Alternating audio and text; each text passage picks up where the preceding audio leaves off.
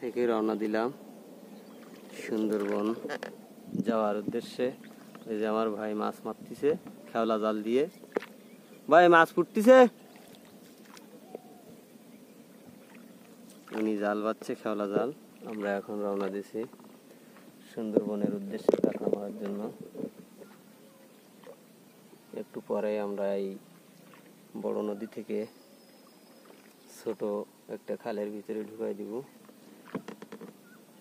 এরপরে জোয়ারের সাথে সাথে আমরা সুন্দরবনের ভিতরে ঢুকে যাব। এখন ঘাট থেকেই রওনা দিলাম সুন্দরবনের উদ্দেশ্যে। একদম কি রান্না হবে? খিচুড়ি পাকানি হবে। খিচুড়ি কি দিয়ে হবে? ডালি চালি আলু দিয়ে খিচুড়ি হবে। মাংস কি? মাংস দিতে পারবো না এখন বলে।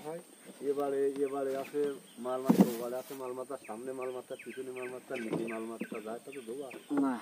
আজকে এর জন্যই চলবে না। আজকে বাড়িতে রওনা দিছি, আজকে সব কিছু চলবে না।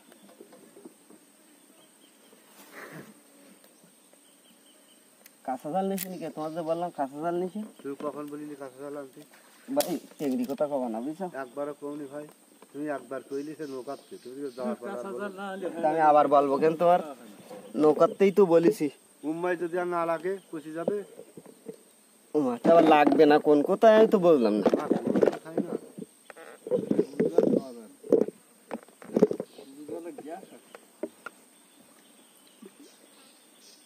ভাই, বাবুলো গ্যাসের বড়ি চড়িয়েছে, কিছু মিষ্টি হবে না।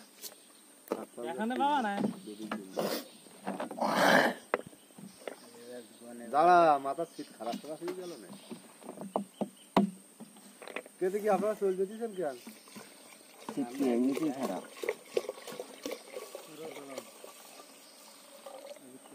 নানা বলা তখন সেই চলতে দিচ্ছিস যোগ্যি নানা নানা দাদা তো আমার পানি দাও আমাকে।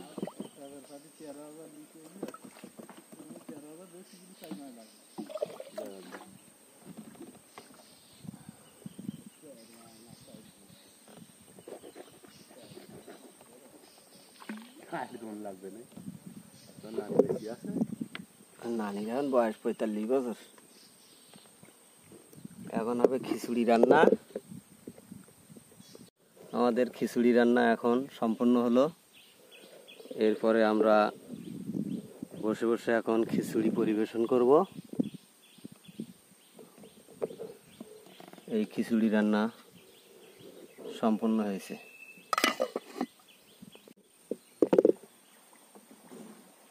আমরা এখন খিচুড়ি খাওয়ার জন্যই প্রস্তুত নিচ্ছি। খিচুড়ি প্লেটে প্লেটে নিয়ে নিচ্ছি। রান্নাটা কেমন হয়েছে আপনারা দেখে বলুন। খিচুড়ি রান্না, এই যে খিচুড়ি।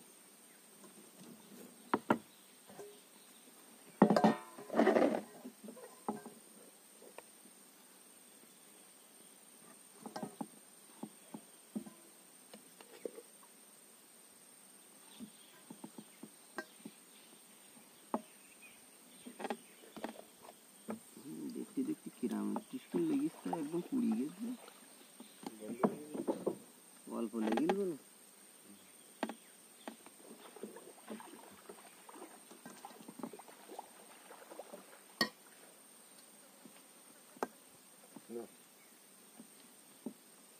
কাটো কালকে দেবো।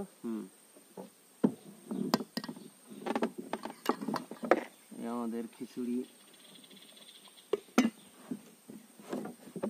খিচুড়ি খিচুড়ি আর দেবো, তোমার খিচুড়ি আর দেবো।